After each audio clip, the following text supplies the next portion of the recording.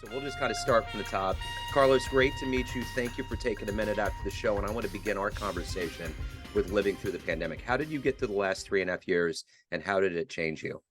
Well, it changed me because I had just decided to start writing full time when COVID started, and so I was at home, and I had made that choice before COVID hit, but then suddenly everybody seemed to be at home. So for me, the last 4 years have been focused on writing three books. The first of which came out a couple months ago, and so it was a time in a way of isolation because when you're a writer and researcher, you're working alone most of the time. But it was interesting to watch my friends who had been, I've been a consultant my whole life, to who had lived on the road. Suddenly that entire business was changed completely. And of course, my wife is actually a researcher, NIH. So she was in the middle of all this. So it was, COVID 24 hours a day at our house because she's a professional in that world. So we were watching the science evolve on a day-to-day basis at the same time as I was looking at my former colleagues and friends going through all the things they went through on the business side of things. So let's get to the essence and the heart and soul of what you do. If I put you in front of a group of grade school kids, let's say third graders, and it's career day, and one of them looks up and says, "Hey, what do you do for a living?" How would you answer that child? I'd say I translate uh, research into language that anyone hopefully can understand, right? Research, whether it's in science or whether it's in business or computers, the technology, it's written by specialists for lots of reasons, which means that it's often not accessible to a general audience. So what I've done most of my career, whether it was consulting when I was a writer, was take um, specialized knowledge and specialized language and translate it into a way that hopefully a general audience can understand and benefit from. Because I believe in the work that specialists do and experts do. Oftentimes, like I said, it's hard to follow it. So I see myself as a bridge between specialized creators of specialized knowledge and general readers. And that's what I did with this book. You're an ombudsman. You're the one that leads us to the knowledge. You know, I remember how satisfying it was to read A Brief History of Time by Hawking, how he Mhm. took all of those real heady concepts and he made it totally digestible. And it's so necessary because all of this work in the sciences is the backbone of what we hold on to as truths. And it helps us get to a place where we can, you know, remedy disease and understand why we're here. So if we didn't understand that, it would be a bad world. Yeah, and there's so much great work that's done, right? And if you get a chance to read it, I have a website called Thematics, and I think over 100 translations of research that I've written over the years. And it is tough to access because if you think about a typical peer-reviewed research paper in business, it's almost could be 60, 70, 80 pages, very technical, full of graphs, statistics. Most people are not going to bother to go through this. So I hope that in the work that I do, somebody can say, okay, what was the key message of that research? And how can I put that to work for me? So that's, like I said, I think of myself as really this bridge between uh, the complex, specialized world and the world of a person who's trying to remain current and up to date with good ideas. So what did you want to be in the third grade? What was your dream to grow up and become? I wanted to be a writer, so I lucked out. Yeah, you did.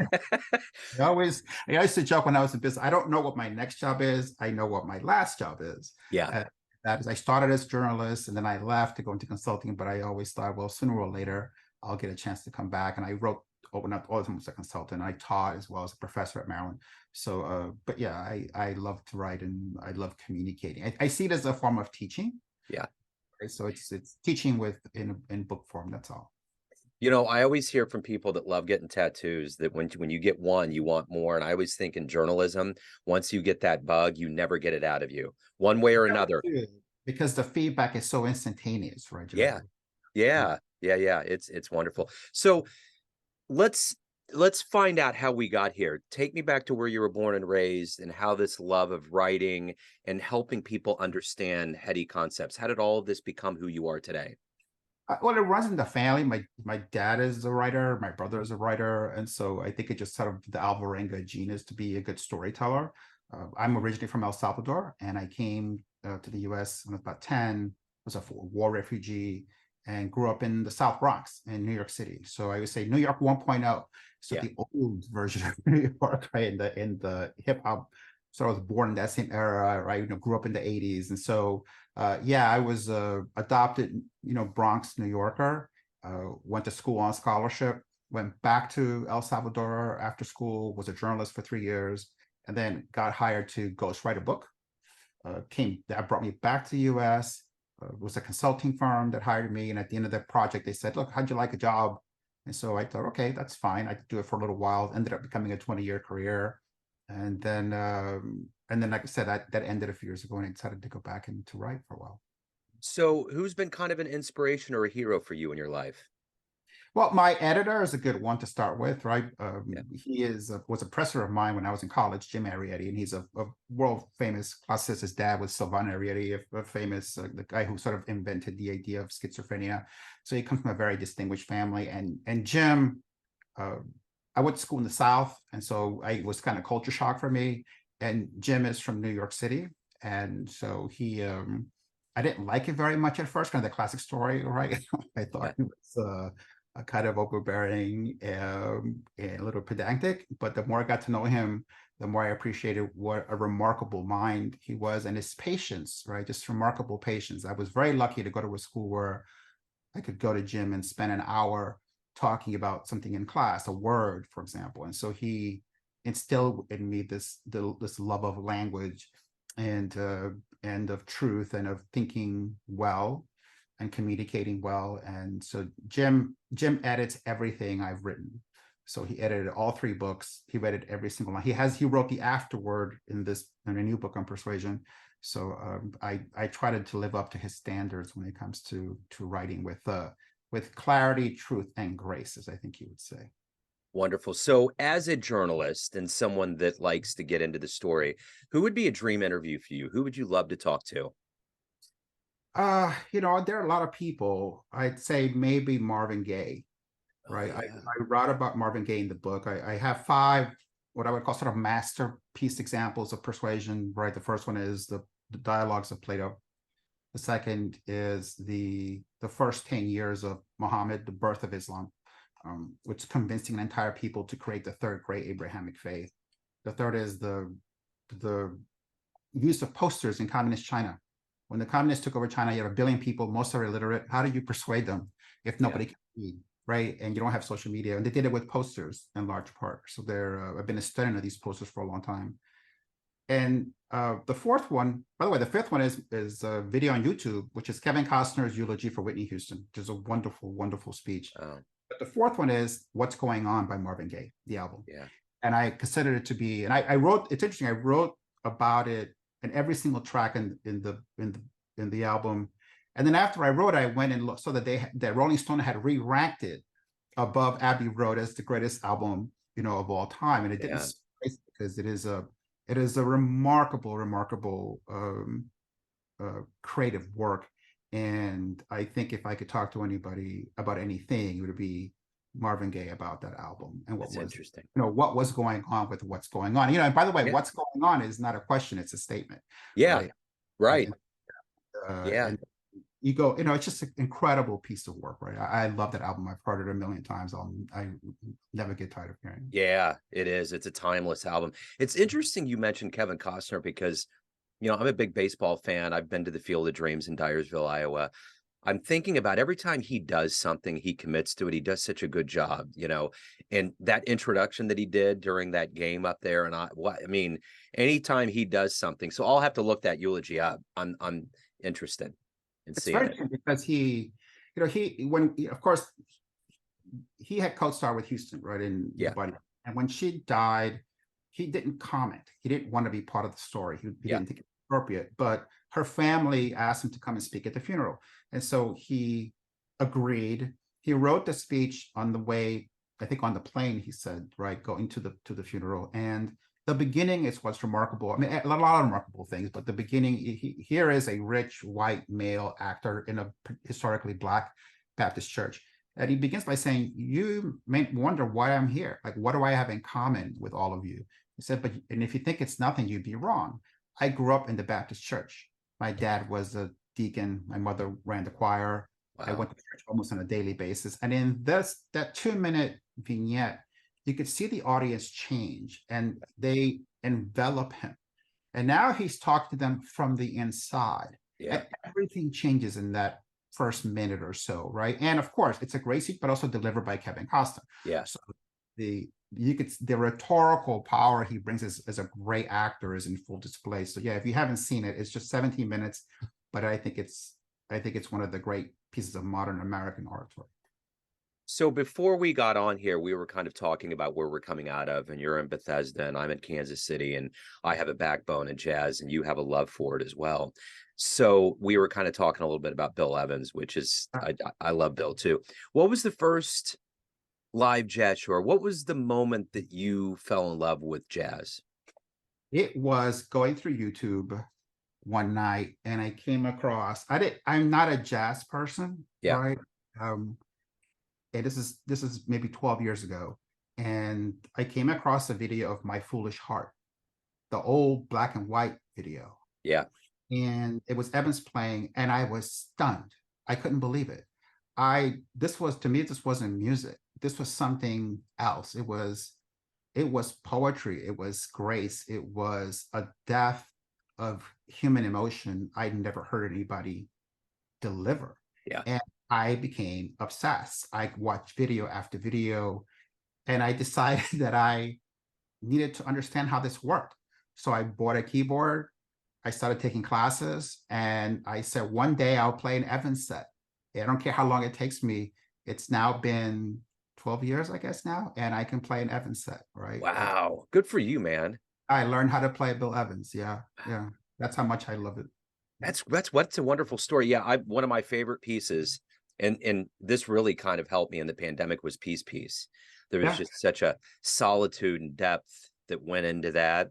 But he was a part of so many seminal recordings. I mean, the most popular recording in the history of jazz, Kind of Blue, he was the texture of that album. So yeah, he's phenomenal for sure. And it's a lesson to me, Evans, because I play Bach and I would say Bach and Bill are the two things I play, and they're very different. But the thing about Evans is that, and people, if somebody asks me, what did you learn from, I don't know, however, it's been 7,000, 8,000 hours now of playing, they'll say play 2 hours a day typically. And so it's Bill is played with your mind. Yeah. Right? And so it is control of space and the ability to calm yourself. My problem with Bill was that I would play too quickly at first. Yeah. So you have to sort of slow that tempo down, but stay in control. And that ability to construct space in your mind and then transform it. And the other thing is that, I have this picture of him next to my piano, which is a cover from I think it was an album called The Way to Play.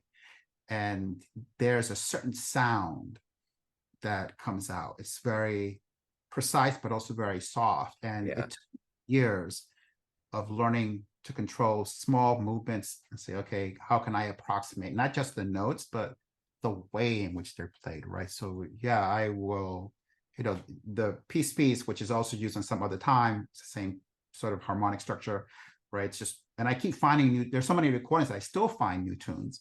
Yeah. I fall in love with, so yeah. His catalog's expansive, very expansive. So, so what is it for you every day you wake up and you have the work that you do? What motivates you? What is the ultimate motivator for you to not only do your work, but to be who you are? I think it's that, at least on the professional side, besides being a good husband and a good father, right, which always takes the priority for me from a professional side, is I'm a very curious person.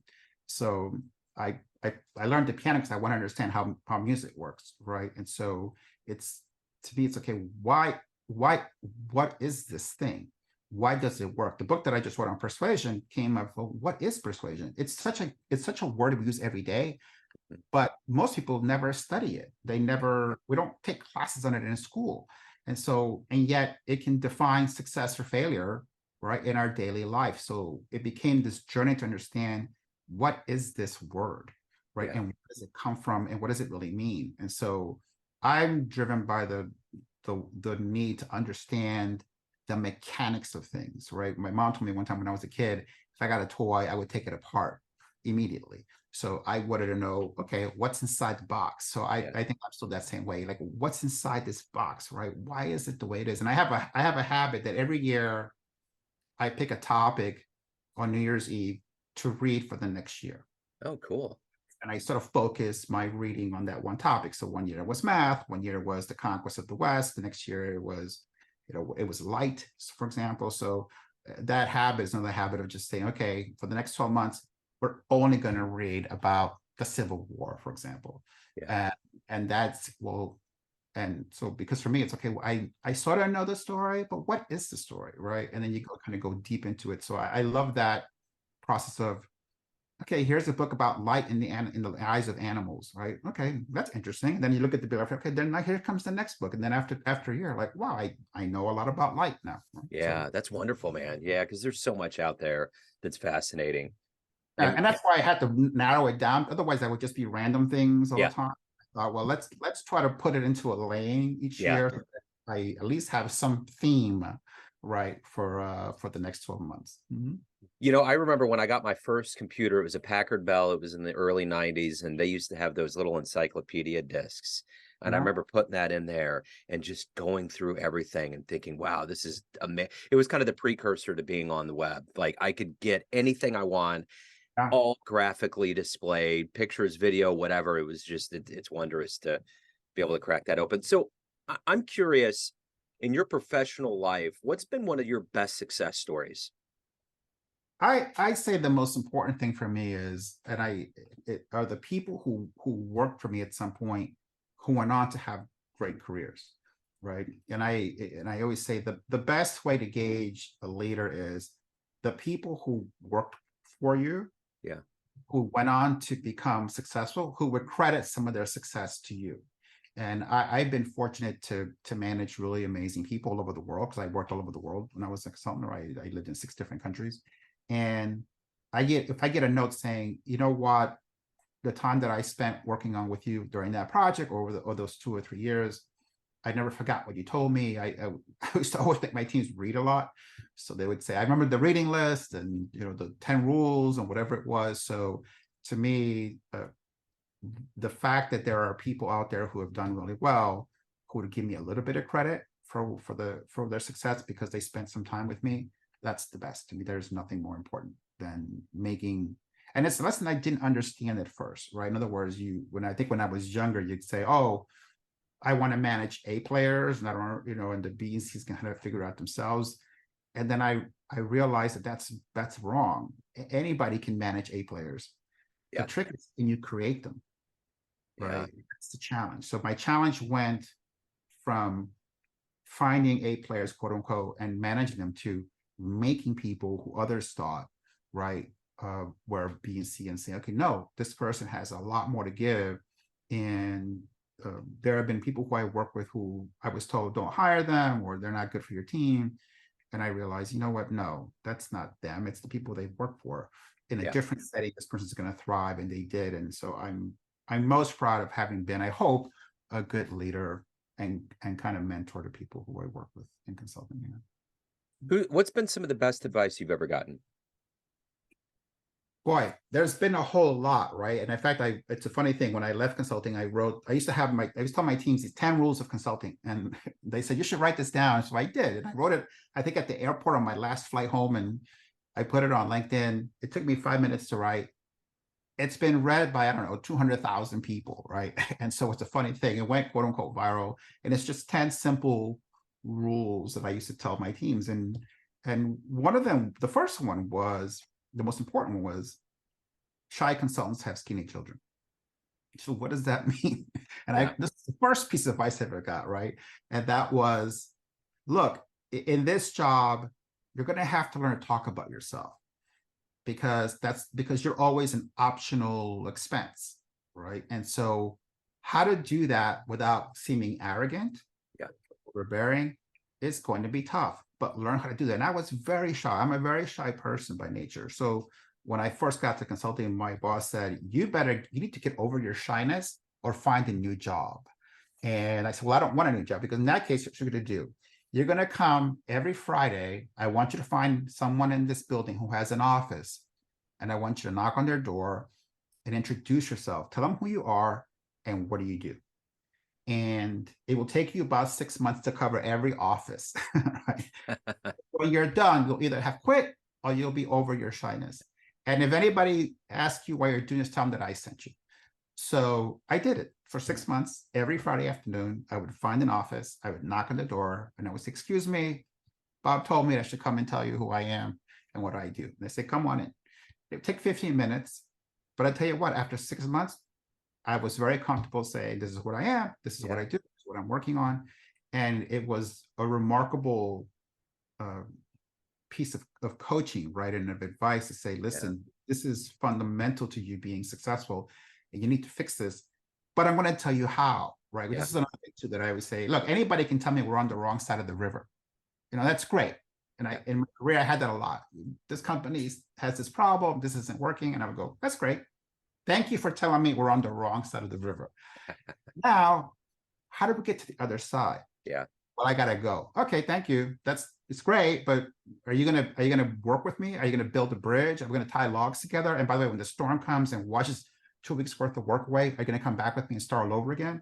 If not, then I don't really need you to tell me we're on the wrong side of the river. So I think that was a great example of Bob saying, listen, you're on the wrong side of the shyness river, and here's the bridge that will get to the other side if you put in the work. And so I got that lesson. It was a wonderful lesson. That's brilliant. So everyone out there has a perception of you, family, friends, clients, colleagues, but you are in control.